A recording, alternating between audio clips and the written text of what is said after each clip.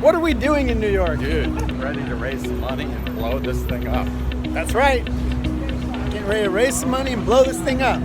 Jack Krause is the guy who actually runs the business while I run around grubbing for money. But every now and then we bring in both guns. Partners. That's right.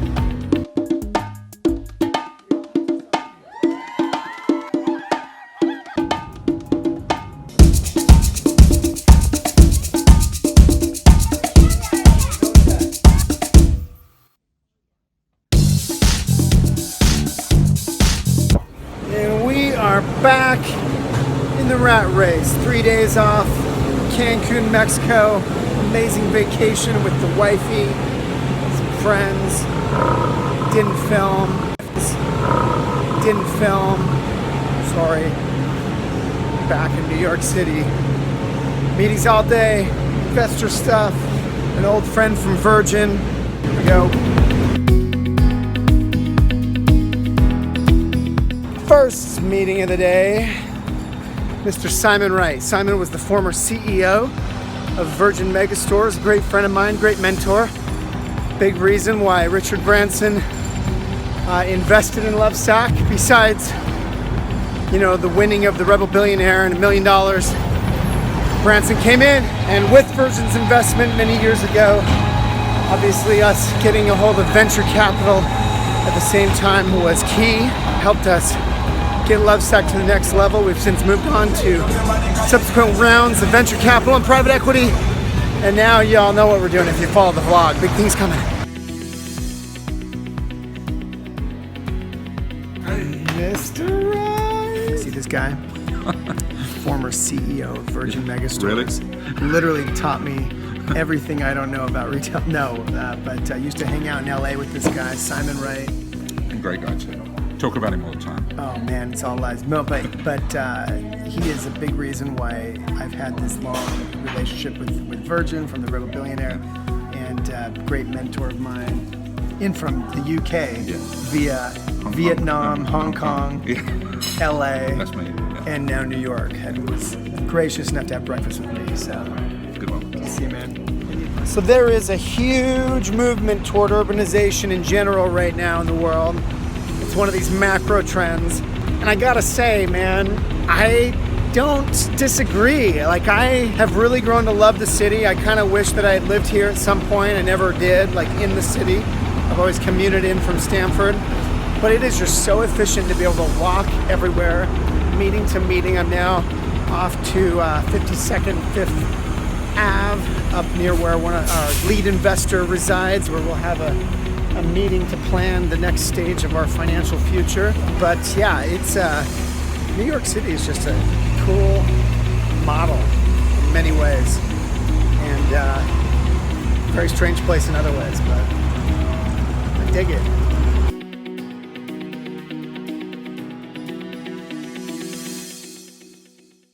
What are we doing in New York? Dude, getting ready to raise some money and blow this thing up.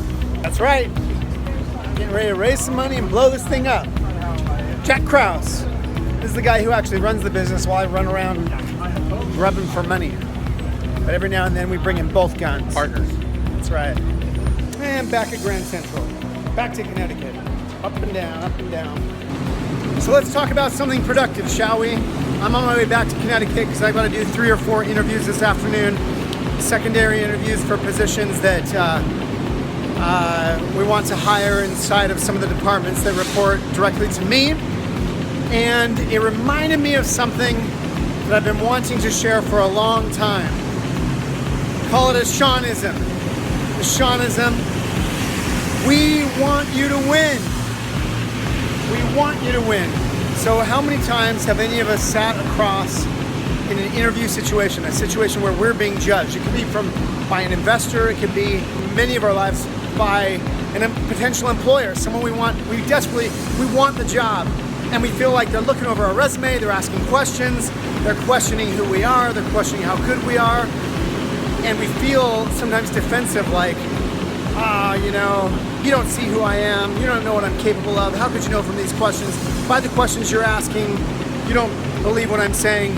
But the funny part is, having sat on this side of the table for so long in interviews, I want to hire you. I don't want an open position. We need someone on board fast to help us grow. We want you to be the person. And frankly, it's yours to lose. And so it's very important that you never feel like, oh, I'm being judged. Oh, no one sees me for what I am.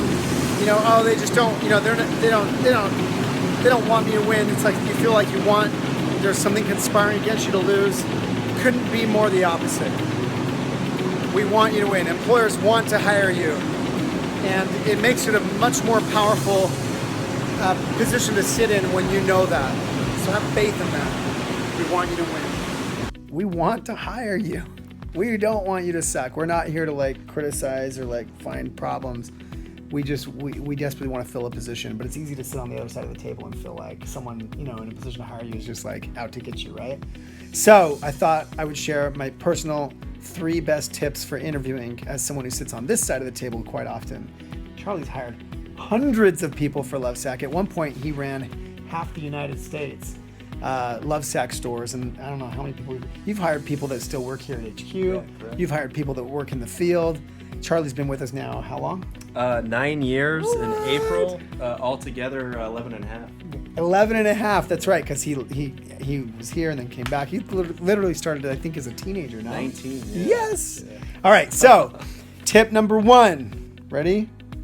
Know the company and love it. Like, I don't care, you know, if you're gonna take the time to go interview, and if you actually want to work there, I mean, you are taking the time out of your day to go interview, then whether you do or don't, man, you want the job. Pretend at least that you love this place that you're interviewing for. Like, oh, I was online, I was researching the thing. I couldn't be more excited about making baby food, or in our case, giant not bean bags, or really cool modular couches. It's kind of a turnoff when someone's kind of like, oh, you know, like when you can tell it's the like 8th interview that they've done, they're just looking for a job kind of deal. they just need a job. If you come off like you just need a job, and by the way, flattery will get you everywhere, right? Like tell someone like Charlie, who's devoted, you know, 11 years of his life, that the place he works is amazing and awesome, because by the way, you know, that makes him feel better about his own life decisions, right?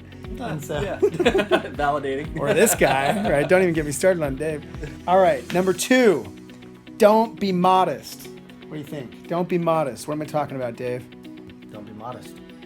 It's the only time you get to sell yourself, especially as we would hire for retail. We're hiring sellers. And so if you can't even sell yourself, then how are you going to sell a product that you hopefully believe in less than you believe in yourself? That's right. I will share with you a personal story. This is totally true. Back in the days when Dave and I were raising Lovesac in my parents' basement, how did I pay my way through school, Dave? Waited table. Waiting tables. And I literally went to like the most expensive restaurant in Salt Lake, the New Yorker at the time, which was a big step up from this little place I was working. And I wanted a job there. It's hard to get hired as a waiter there. Most of the waiters are like, you know, they're middle-aged. They've been waiting for 20 years. And like I was just starting. And on my application, it put, you know, because I was a young kid, I was in college and I didn't have any skills per se. I had almost no experience waiting tables. So I put special skills or abilities on that line on my application. I actually put the phrase, I'm dead sexy. And or maybe I said anyway, I basically said I'm dead sexy. And I got the job. And the interviewee was laughing so hard, right? But like the point is, which by the way, of course, was just a joke. This is probably why she was laughing hard. But the point is, don't be modest, right? Like, but of course, don't be a tool either. I took a risk on that one. I definitely could have come off toolish, but I did get the job. Either way, look, if you're interviewing for a certain position, you are the bee's knees. You got to unlock. You are the best candidate that they could possibly imagine if they're looking for this type of person. You got to be confident, and even if you got to feign it. So you got to feign like you like the company. You got to feign like you're the bee's knees, even if you're not. I mean, look, do you want the job or not, right? If you're the best baby food tester, then you better eat the baby food. That's right. Drink the Kool-Aid. Right, number 3, have 2 or 3 good questions prepared. That is my advice, right? Because there's nothing more stale when you do an interview and you're asking them about you. And what really, I think, sets the person on this side of the table back is when you get a good, like, what's a good question you've had in an interview? Any good questions, Charlie? Describe the culture of the office. What's the most difficult thing about working in the environment? Anything that it shows that they have self-respect and they're also interested in understanding what they're getting themselves into, as well as applying for a job. Love it. And this reflects back to number 2, right? About don't be modest. If you're firing questions back at the interviewer, like, so tell me about why do you love this company? What do you love about working here? Then it's kind of like, I'm interviewing you, by the way. Like, I'm good enough that I'm not just going to work anywhere. I'm going to work at a place that I want to work. Yeah, right? absolutely. And by having good questions prepared, and by the way, you could ask those same questions to multiple people if you interview with multiple people. It doesn't matter. Yeah. But having intelligent questions prepared is very powerful. Finally, number 4, I'll add a bonus. Hint in there. Right? You ready? It's the wisdom. Just be cool. And like, even if you have to feign it, like, I'm not a very cool guy, but like, I'm gonna try and come off like, I'm easy to work with, I'm easygoing, no problem, because at the end of the day, for certain roles, you certainly need a lot of like, go to it, get it done kind of attitude. But nobody wants to work with people they don't want to work with. Nobody wants to work with people that just aren't cool people. Be yourself. So pretend that you like the company. Pretend you're confident. Pretend that you have good questions prepared. Pretend you're actually cool when you're not. But definitely be yourself. Man, I feel like a good day at the office is kind of a rare occasion these days. I've been running around so much. But might have a semi-normal week this week. Who's? What's up, You guys?